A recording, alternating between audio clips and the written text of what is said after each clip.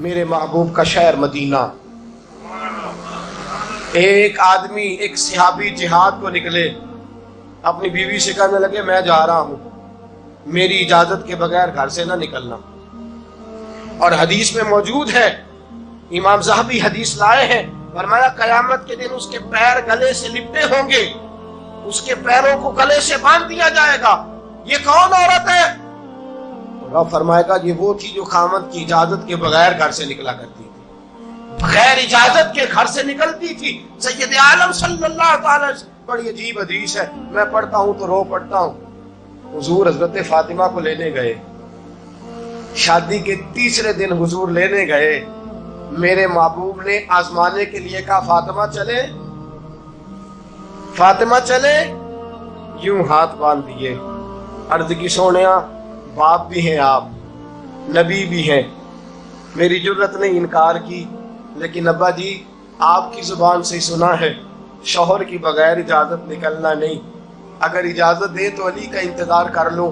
عزت والے رسول کی عزت والی بیٹی نے جب کہا نا سونیا اجازت دوں دیں تو انتظار کر لو, کریم رسول کی آنکھوں میں آنسو آئے.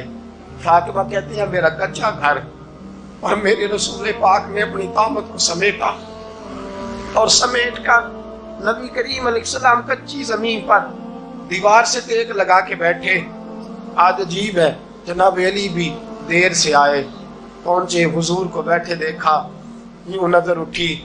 حضرت علی سے میرے مصطفیٰ نے پوچھا, حضرت علی سے مدینے کے محبوب نے پوچھا کہ علی کر تو اجازت دے تو بیٹی کو لے جاؤں.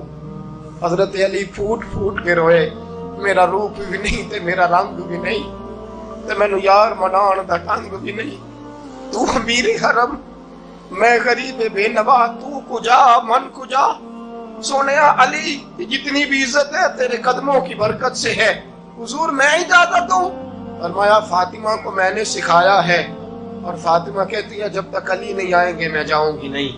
حضرت علی رضی اللہ تعالیٰ میں بولے, کہنے لگے یا رسول اللہ دعا کیجئے گا اللہ فاطمہ کے ان اعمال کی برکت سے مجھے قیامت میں بھی بہتر صلہ عطا فرمائے. دوستو رسول کریم صلی اللہ تعالی علیہ وسلم کا شہر مدینہ, ایک عورت خامد پابند کر گیا کہ میں جہاد کو جا رہا ہوں, میرے پیچھے سے گھر سے نہ نکلنا, گھر سے نہ نکلنا. امام غزالی نے مکاشفۃ القلوب میں لکھا گھر سے نہ نکلنا. بیوی کو پابند کر گیا, 4 گلیاں چھوڑ کے اس کا باپ رہتا ہے, عورت کا پیغام آیا تیرا باپ بیمار ہے. جو بیٹی کو باپ سے محبت ہوتی ہے, کوئی پیمانہ ہی نہیں کہ کوئی ناپ سکے, کوئی ترازو نہیں کہ کوئی تول سکے. بیٹی باپ کے سینے پہ چڑھتی ہے تو لگتا ہے اللہ نے ساری رحمتیں اڈیل دی ہیں, سارا کرم آ گیا ہے. بیٹی کو دیکھ کے تھکاوٹیں اترتی ہیں. بیٹی ایک ایسا رشتہ ہے کہ باپ جڑا رہتا ہے بیٹی سے. بیٹی کو پیغام آیا کہ تیرا باپ بیمار ہے. بیٹی کہنے لگی میں نہیں جاؤں گی, میرا خامد پابند کر گیا ہے. خامد نے اس لیے پابند کیا ہے کہ مصطفیٰ نے مجھے پابند کیا تھا بغیر اجازت نہ جانا. ٹیلی فون ہے کوئی نہیں خامد کو کر لوں, خبر مجھے کوئی نہیں وہ کس میدان میں جہاد کر. جاؤ میرے مصطفیٰ سے پوچھوں جاؤں کہ نہ جاؤں. توجہ ہے, باپ بیمار ہے, باپ پوچھو جاؤں کہ نہ جاؤں. رسول پاک نے فرمایا اس سے کہو خامد کی اطاعت کرے گی تو اللہ بہتری جزا عطا فرمائے گا. باپ بیمار ہے, خامد کی اطاعت کرے گی تو جزا بہتر ملے گی. 2 دن کے بعد پھر پتا چلا باپ زیادہ بیمار ہو گیا. دوستو کڑی بات, حضور جاؤں کہ نہ, فرمایا خامد کی اطاعت کرے گی تو بہتر جزا ملے گی. 4 دن گزرے, بیٹی کو پیغام آیا کہ تیرا باپ انتقال کر گیا. بیٹی پردیس میں ہو تو کہتی ہے میرے زیور بیچ دو, مجھے لے جاؤ پاکستان میں, جاتی دفعہ اپنے باپ کا مکھڑا دیکھنا چاہتی ہوں. لیکن باپ انتقال کر گیا. رسول کریم کی بارگاہ میں بیٹی نے پیغام بھیجا کہ سونیا کیا کروں, انتقال کر گیا میرا باپ, سایہ اٹھ گیا, حکم کیا ہے؟ مدینے کے چاند کے وہی جملے, خامن کی اطاعت کرے گی تو اللہ بہتر جزا دے گا۔ دوستو، یہ ہیں میرے رسول کے ماننے والی عورتیں۔ بیٹیوں دیکھو شوہر کی اطاعت کسے کہتے ہیں۔ یا رسول اللہ، باپ انتقال کر گیا، دفن ہو گیا، حضور نے فرمایا پتہ کرو گئی کہ نہیں گئی۔ صحابہ لوٹے، سونیا قربان جائیں تیرے نظام پر، آقا قربان جائیں تیرے فرمان پر۔ تیرے جملوں کی تاثیر ایسی ہے کہ عورتیں اگرچہ کمزور ہوتی ہیں پر تیرے دین کی پہرے دار بن گئی ہیں۔ حضور آپ کی سنت کے لیے استقامت کا پہاڑ بن گئی ہے۔ حضور وہ گئی نہیں، کائنات کے امام نے ہاتھ اٹھائے، رسول پاک نے ہاتھ اٹھائے، اور صحابہ فرماتے ہیں آج اس عورت کے مقدر جاگے، چند آنسو حضور کے گرے، اور پھر چہرے پہ ہاتھ پھیر کے فرمایا جاؤ اسے جا کے خوشخبری دے دو، تو نے اپنے خامد کی اطاعت کی ہے، تیری اس فرما برداری کی وجہ سے اللہ نے تجھے بھی بخش دیا ہے، تیرے باپ کی بھی بخشش فرما دی ہے۔ تو نے خامد کی اطاعت کی، تو بھی بخشی گئی۔ عورتیں، میں نے ایک حدیث پڑھی، خدا کی قسم اٹھا کے کہتا ہوں، حدیث پڑھی اور پھر میں نے کتاب بند کر دی۔ میں نے کہا اس سے آگے میرے اندر ہمت ہی نہیں ہے، میں پڑھ ہی نہیں سکتا۔ میں نے جیسے کہا کہ پہلے تو صحابہ کرام میں اہل بیت کو ہم معصوم نہیں مانتے، ان سے جو کوتاہیاں ہیں وہ بھی ہماری اصلاح کے لیے ہیں تاکہ ہمیں توبہ کے طریقے سمجھ میں آ جائیں۔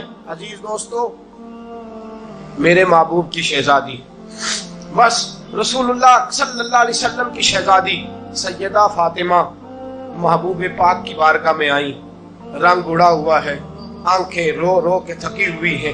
محبوب کی شہزادی در رسول پہ آئی، آ کے حضور کے سامنے کھڑی ہوئی، کہا یا رسول اللہ صلی اللہ علیہ وسلم، حضور آج میں بڑی الجھن میں پھنس گئی تھی، آقا آج میں بڑی پریشان ہو گئی تھی۔